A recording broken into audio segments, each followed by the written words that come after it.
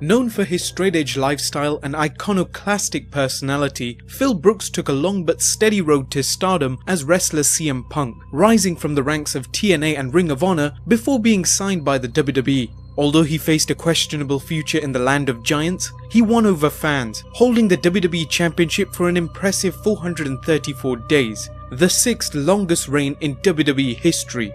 Over time, Punk struggled with politics, questionable booking, and pressure to work, despite being injured.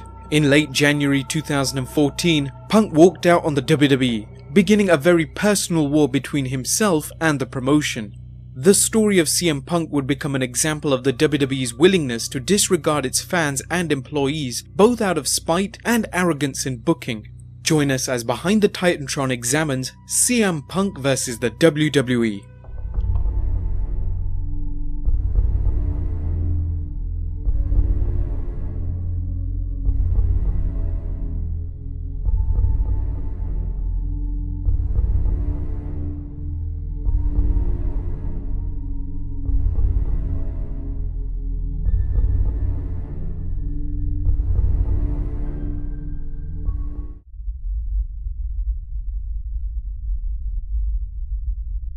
CM Punk's claim to be the best in the world was hard to deny. As we noted last time, Punk became the first man to win consecutive Money in the Bank ladder matches, won the WWE Triple Crown in the shortest time, and proved effective working as a heel or a face. Furthermore, the straight-edge superstar's historic 434-day reign as WWE Champion would be the sixth longest reign in WWE history. He had accomplished so much since he debuted on the main roster in the summer of 2006. Punk had always maintained a positive attitude about his abilities in the ring. Some though have seen it as arrogance. Bruce Pritchard, who worked in the WWE's creative department during Punk's early run in the company, saw it as an asset. In his The Rise of CM Punk edition of the podcast, Something to Wrestle With, Pritchard acknowledged Punk's boasts, but felt they were motivational, not only to Punk, but to his fellow wrestlers to best him. Pritchard saw it as an asset when a wrestler is determined to be the best. Despite Punk being over with the fans and dependable in the ring, Punk questioned whether he was being booked as a true main event star. For someone who had done so much and been given many opportunities, was this complaint legitimate or a case of selfishness?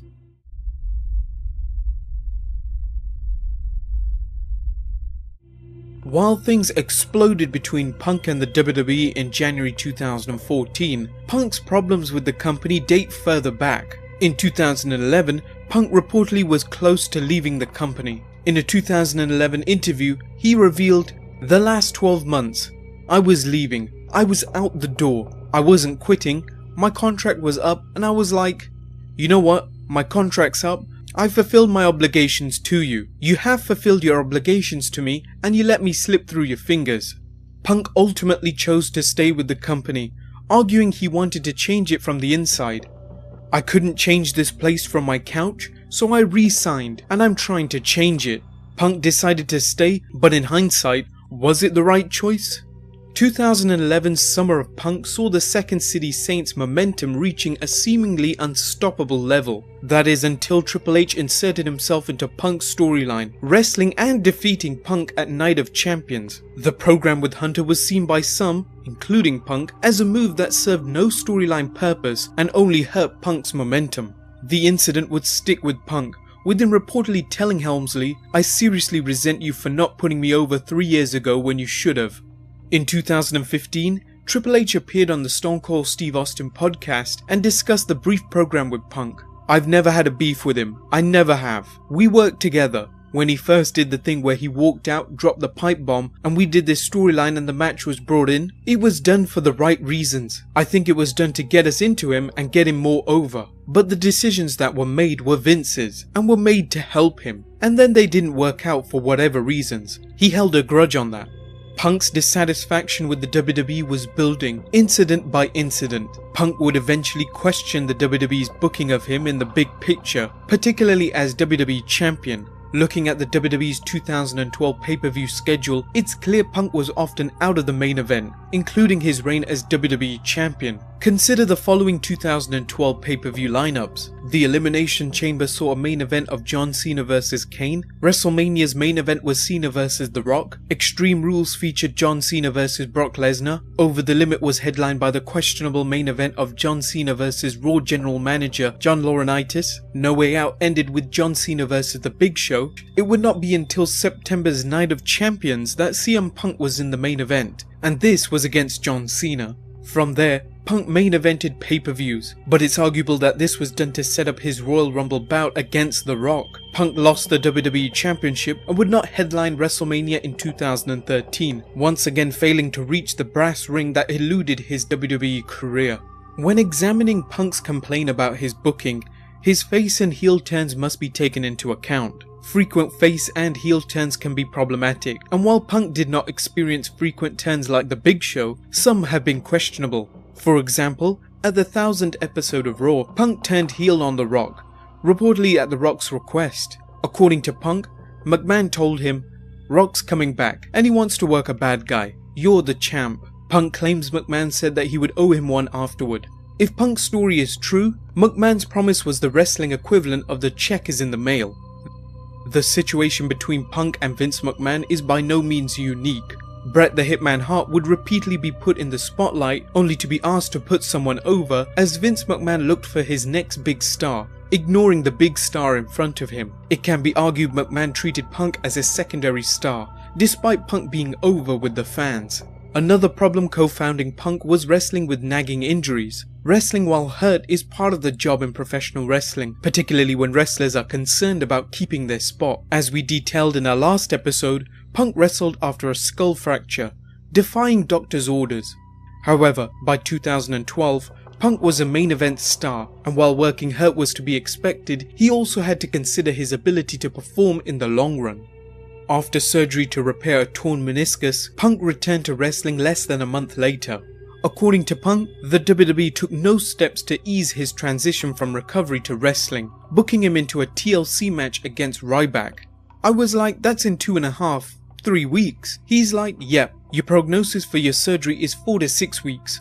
And I was like, so you booked me in a horribly dangerous match with a horribly dangerous opponent. He's like, well, that's when Rock's coming back, so we've got to get you to start that program right away. Punk's complaints are not without merit, given his early experience with Ryback at 2012's Hell in a Cell pay-per-view. Punk was enraged with Ryback's lack of talent and sloppiness during the match, claiming the Ryback match took 20 years off my career. Punk's issues with Ryback would be revisited down the road. The stage was set for the 2013 Royal Rumble. Punk argued with Vince McMahon to keep that belt on him, leading to a triple threat match at WrestleMania 29. Vince insisted Punk drop the belt to The Rock, thus making the Cena vs Rock WrestleMania main event title match. Punk conceded, but things only got worse in Punk's opinion. Punk appeared at WrestleMania 29, attempting to break The Undertaker's streak. Punk was the latest superstar to fail in this quest. The match proved costly, emotionally and physically. Punk complained, "Explain to me how losing to a 45-year-old man that wrestles once a year is going to make me the hottest heel in the world. No disrespect. Explain to me how that works." Punk was hurt in the match, suffering a bruised patella and aggravating an existing knee problem. Punk took off time to heal and claims he found the time to be invigorating as he connected with a life outside the squared circle. He planned on taking off until SummerSlam, but Vince McMahon told him he needed to work June's Payback show in Chicago. The event had not sold out, and McMahon had Punk return for a well-received match against Chris Jericho. 2013 SummerSlam offered a glimmer of hope when Punk was paired against Brock Lesnar. However, Punk lost to Lesnar, continuing a trend of what he saw as unnecessary losses to part-time performers. So, I've got to put over The Rock and he goes away. I've got to put over Taker and he goes away. And now I'm putting over Brock and he goes away. Punk was by no means the only superstar to put over part-time performers, but that alone does not invalidate his complaint. The fall of 2013 saw Ryback injure Punk, when Ryback reportedly blew a spot, throwing Punk over a table instead of through it. As 2013 concluded, Punk was suffering broken ribs and a concussion. Things only got worse at 2014's Royal Rumble, where he suffered another concussion. Punk claims he reached out to a doctor at ringside who told him, "What do you want me to do?" Punk was near the breaking point mentally and physically. Eventually, Punk would learn he had a staph infection that he claims was misdiagnosed by WWE doctor Chris Amann. According to Punk, AJ Lee persuaded him to see a different doctor, and the doctor reportedly found a potentially fatal MRSA infection in Punk's back. The treatment was effective.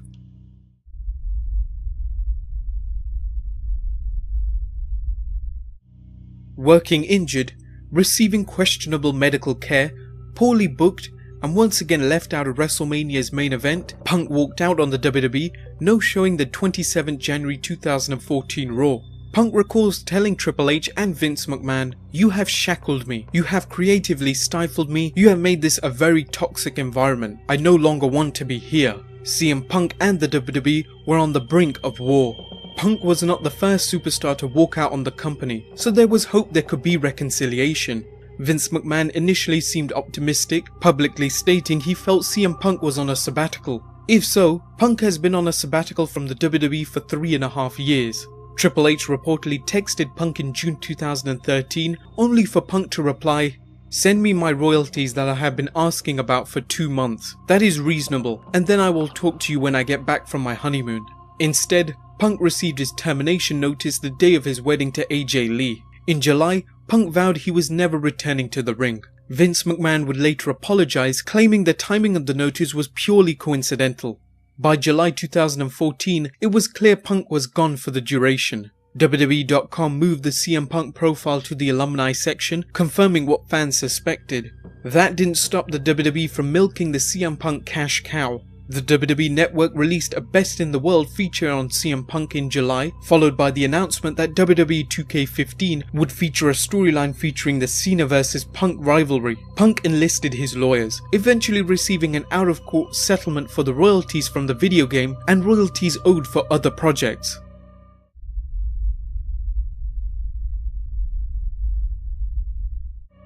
The war between CM Punk and the WWE did not end quietly. Punk has been vocal about being disgruntled with the company, and the WWE has taken its pot shots as well, both on screen and behind the scenes. In September 2014, Raw aired from Chicago, leading to vocal chants for their hometown hero. Stephanie McMahon would taunt the fans, asking why they cheered for quitters. It's arguable Stephanie was playing her heel character, but the higher road would have been to ignore the Punk chants. One story has it that WWE Shop Zone removed CM Punk merchandise, and search for CM Punk resulted in 0 results found for CM Punk. Following Punk's UFC loss, some believe the WWE recreated Punk's loss the next night at Backlash during the Miz vs Dolph Ziggler bout, move for move. Finally, Punk alleges the WWE is bankrolling Dr. Chris Amann's defamation and invasion of privacy lawsuit against Punk and Colt Cabana for comments Punk made on Cabana's podcast. Punk claims Dr. Amann misdiagnosed his staph infection and improperly handled his concussion. The WWE has denied any involvement in the lawsuit and issued the results of his own investigation into Punk's claim, reporting on the 20th of February 2015 on WWE.com. WWE's investigation has shown the following. CM Punk did not discuss this alleged condition with WWE's team of physicians and trainers, nor did he discuss it with anyone in our talent relations department. Subsequently, WWE has no medical records documenting this alleged condition. The first time WWE was made aware of this alleged condition was when we received a letter from CM Punk's attorney on August 22, 2014, after WWE terminated his contract. There is clear video evidence from the 2014 Royal Rumble which allows all to decide whether there's any appearance of a baseball-sized growth on CM Punk's back. Punk, by his own admission, has questioned whether Vince McMahon understood his character. That may have been the case with Triple H also. In 2015, Helmsley remarked, "He's a weird cat. I mean that as, he's hard to get to know. He doesn't talk, he doesn't communicate well. I would hear from everybody in my role now as talent relations, 'Oh my god, he's livid today, he's quitting, he's this, he's that,' and I'd go to him and ask, 'What's going on?' and I'd get, 'Nothing, everything's fine.' It's tough." How much, if any, of Punk's problems with the WWE were due to miscommunication?